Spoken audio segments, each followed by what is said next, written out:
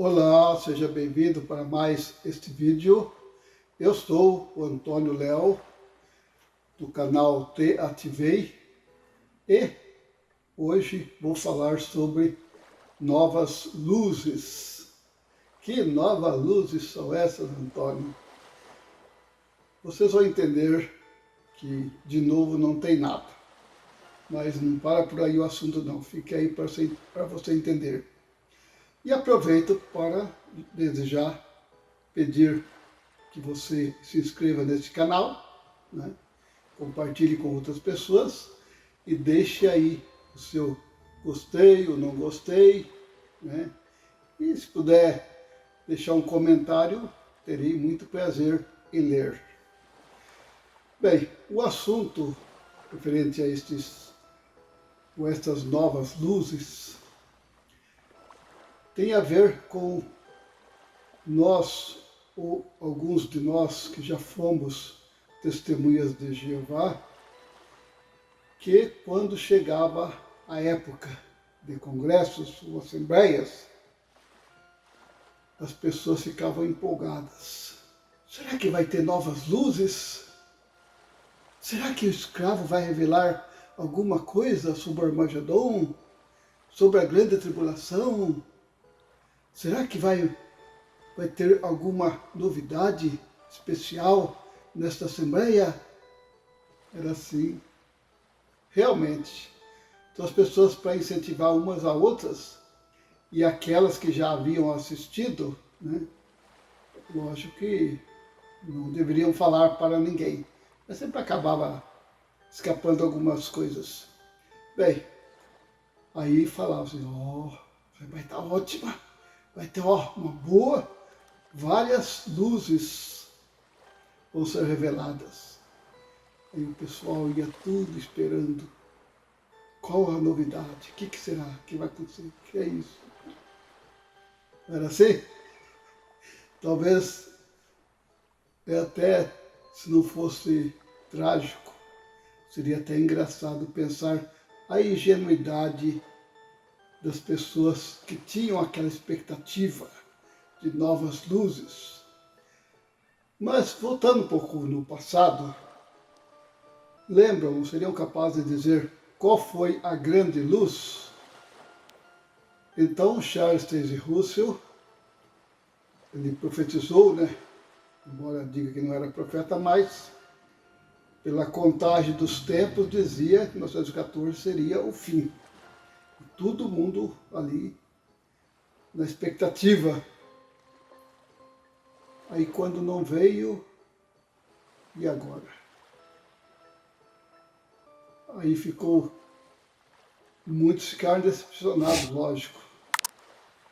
Mas tinha que dar alguma explicação. Aí é que surgiu a nova luz. E qual era a grande luz naquele tempo? Lá em 1915, 16, por aí. É que Jesus veio sim, só não ele veio. E até hoje eles ensinam isso. Só que ele veio de modo invisível. Boa explicação, né? Aqueles que estavam ali já doutrinados, que legal. Então, agora entendemos que Jeová, que tempo nem se falava Jeová, só depois, né, conforme já expliquei em uns vídeos anteriores. Aí foi, então, mas ele veio, ele revelou que ele viria de modo invisível e já está reinando no céu, sim. Bom, esta foi a grande e maravilhosa luz, ou seja, o modo de encobrir o erro cometido, né? E qual é a desculpa que eles encontraram? Eles pegaram o texto de Provérbios 4:18, onde ali diz, né, que a luz, a vereda do justo é como o raiar do dia, que vai clareando mais e mais até o dia estar plenamente estabelecido. Essa foi a passagem que eles encontraram na Bíblia para dizer que o povo de Deus, né, segundo eles, seria um povo que iria ser esclarecido, sim, mas gradativamente. Olha que faz já mais de 100 anos ou mais que essa luz continua e não clareou ainda. Está acontecendo. Mas notem também esta gravura. Quem é este? Claro, Jesus Cristo. Mas como Jesus Cristo? Jesus Cristo sem barba? Sim. Sabiam que até o 1968 as testemunhas de Jeová acreditavam que Jesus não tinha barba? Isso mesmo. Jesus, eles falavam, ele não tinha barba porque ele era homem perfeito. Sendo que todas as outras religiões, né, o próprio catolicismo e outros, e a própria tradição, sempre colocou Jesus com barbas. Né? Mas para ser diferente, aí colocaram Jesus sem barba. Aí veio aquela explicação, papapá. Não sabiam que, se é que só eles não tinham lido Jesus como homem judeu, sabia que era natural que um judeu tivesse barba. Mas não, mas é sinal de imperfeição. Quer dizer que Adão então foi criado sem barba. Segundo eles, no começo pensavam assim. Hoje até as gravuras mostram Jesus lá. Né? Depois vieram as Bíblias. Aí surgiu a Bíblia, a tradução do Novo Mundo das Escrituras Sagradas. Em português, claro, lá em 1968. Embora já existisse antes em inglês. Mas o que é que tinha de diferente nessa Bíblia? Na questão de palavras, sabemos que tinha muito. Mas a aparência dela, que eram como? Verdes. Né? Eram Bíblias verdes. Aí, para diferenciar, não sei se era preconceito ou superstição contra o livro lá da capa preta, talvez seja isso, não sei. Então a Bíblia tinha que ser verde. Mas veja que a Testemunha de Jeová sempre tem aquele, como já mencionei aqui, dois fatos que tiveram que se adaptar aos evangélicos, no caso. Na questão da Bíblia, lógico, todas as Bíblias sempre tiveram capas pretas, mas a Testemunha de Jeová tinha que ser diferenciada, verde.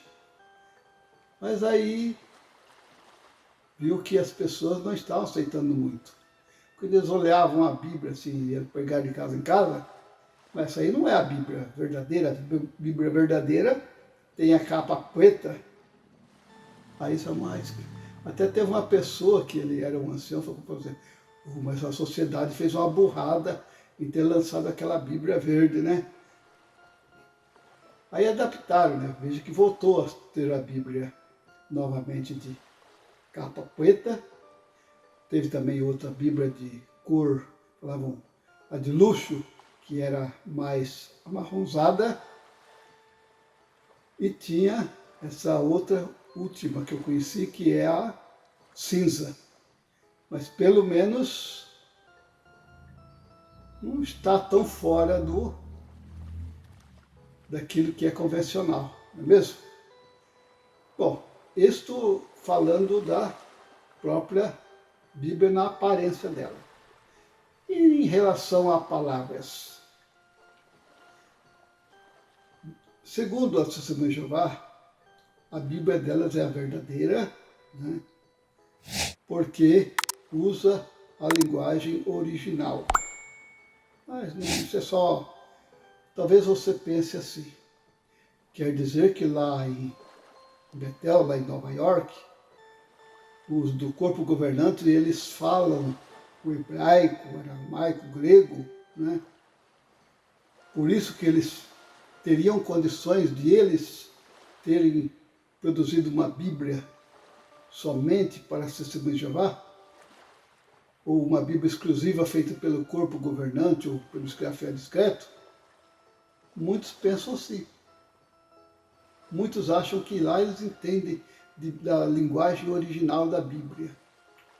Se você já leu alguma publicação, aliás, quase todas elas, quando mencionam algum ponto, sempre eles citam o quê? Dicionários. Dicionários do grego, dicionário do hebraico. Por quê? Porque eles também seguem os dicionários e eles não têm hoje, com o tradutor do Google, principalmente, não tem como, né, mudar as coisas assim, com facilidade como eles faziam antes. Um exemplo. Sabe o que é a palavra longanimidade? Longanimidade. Olha, é difícil alguém só pensar no que significa. As Bíblias da Testemunha de Jeová sempre usaram essa palavra. Quando fala ali dos frutos do Espírito Santo, entre elas, né, a longanimidade.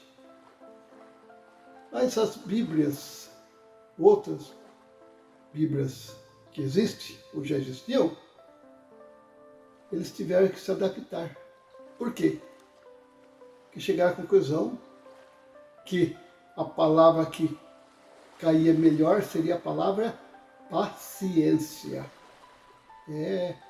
A paciência é um dos frutos do Espírito Santo, sim. Para falar longanimidade, a pessoa fala, o que quer dizer isso? Tem outras palavras que aqui, se a gente começar a analisar, vai chegar com a conclusão que eles estão voltando. Por exemplo, quando falava, leia lá em Revelação tal, capítulo tal, a pessoa até chegar na casa, aqui no livro de Revelação, tal. De Revelação, esse livro não tem na minha Bíblia. De fato não tinha, porque as Testemunhas de Jeová, para querer ser diferentes, usava a palavra revelação no lugar de Apocalipse. Mas quer dizer mesmo? Bom. Mas, enfim, voltaram. Lógico que hoje a palavra é Apocalipse na tradução do Novo Mundo também. E tem outras palavras e outros modos de alguns termos que voltaram, que não foi avanço, né? Se voltaram a usar palavras que estavam em outras Bíblias, como na versão Almeida e outras versões, então, por que dizer que foi um avanço, que a luz clareou mais? Não. Agora, pense bem sobre o texto que eu acabei de citar aqui, de Provérbios 4:18, onde ali fala da luz do justo, né? A luz que clareia mais e mais até o dia estar estabelecido. O que isso significa? Será que é uma profecia? Primeiramente, pergunte para uma Testemunha de Jeová. O livro de Provérbios é um livro profético? Claro que não é. Ninguém vai afirmar que é um livro profético. Por quê? Porque o livro de Provérbios é um livro que ele, vamos dizer, ele orienta para o dia a dia de cada pessoa. Tanto é que ele fala muito sobre a pessoa ter sabedoria, a pessoa ter perspicácia, a pessoa aprender, ser obediente ao conselho dos pais, né? Não ser indisciplinado, uma porção de coisas para o cotidiano, para nós sermos melhores como pessoas. E quando fala do caminho do justo, imagine um israelita que acordou cedo, vai talvez para um lugar, e ele sai de madrugada. Mas não é bem de madrugada ainda já está clareando o dia, já está, diz lá, está rompendo a flor da aurora, diz, né, quando aquela estrela, chamada estrela d'alva, na verdade não é uma estrela, mas sim um planeta, quando ela aparece no horizonte é porque é sinal que o dia já está raiando. E tem pessoas, né, antigamente, talvez alguns ainda usam esse sistema, de levantar quando já a estrela d'alva nasceu, que está perto de amanhecer. Então a pessoa que sai nesse horário, imagina um israelita viajando por uma estrada cheia de buracos, pedras, né, e outros perigos, uma escuridão. É difícil, mas diz que o caminho do justo é assim mesmo, só que vai clareando mais e mais. O que isso quer dizer? Lógico, Salomão está falando de uma pessoa, se ela tem a tendência para a justiça, para querer saber o que é certo, para fazer o que é certo, porque todos nós erramos. A gente for pensar quantas coisas, por exemplo, eu fiz de errado no passado, porque não sabia, mas com o tempo, através de erros e acertos, a gente vai aprendendo. Então a experiência nesta parte é que vale bastante. Então a luz de quem quer fazer aquilo que é certo, com o tempo vai se aperfeiçoando, sim. É como o dia está meio escuro, talvez você não enxergue, só vê os vultos, né? Se já andou de madrugada, no lugar assim, talvez tenha uma experiência sobre isso. Mas veja que depois fala até o dia estar plenamente estabelecido. Quando o sol já raiou, aí você enxerga tudo, aí você não precisa nem, né? Distância, você olha lá, pensava que era uma coisa, não é, mas você chega perto e entende que, bom. Então assim que funciona, o provérbio quer dizer exatamente isso, que com o tempo a gente vai aprendendo, quem quer aprende. Mas só que as pessoas já vão pegar isso como desculpa, esta é a verdade, como desculpa para os erros que cometeram anteriormente. Então, mas o Armagedon não ia vir agora em 1975, eu já estava na organização, eu sei como que foi para muitos uma decepção. E houve outros, avanços, novas luzes, e aí, entendeu? Mas não era bem assim, é que Jeová revelou no tempo certo. Como? Se tinha coisa que era de um jeito, depois... Porque a luz é assim, se eu apagar essa luz que está me iluminando, claro que eu vou ficar no escuro. Mas só ao invés de eu deixar somente essa luz, colocar mais luzes aqui, vocês enxergariam a mim muito melhor, não é mesmo? Então a luz ela é para clarear mais, não para confundir. Quantas pessoas deixaram a organização, ou deixar de ser testemunho de Jeová, por causa dessas idas e vindas. Tem pessoas que não concordaram na questão, como eu expliquei em vídeos anteriores sobre a geração de 1914. Como é que pode? Não é mais a geração daqueles que estavam vivos em 1914, mas é dos ungidos. O que acrescentou? Não deu, ninguém entendeu, até hoje.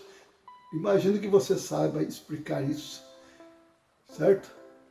Então, meus amigos, meus irmãos, vocês que me assistem, eu tenho o prazer de falar com vocês. Mais uma vez reitero o convite para se inscrever no canal e ainda vou continuar falando alguma, porque a minha intenção talvez falar, mas fala mal da Testemunha de Jeová? Não, nada disso.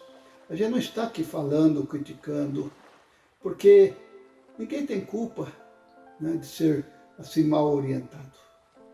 Mas eu falo justamente para despertar, né, com o próprio texto que eles usam indevidamente, eu uso aqui para dizer, aos poucos, a sua luz também vai clareando e você vai enxergar melhor, quanto mais você entender a verdade da Bíblia, certo? Então agradeço e convido para o próximo vídeo e até lá o meu muito obrigado.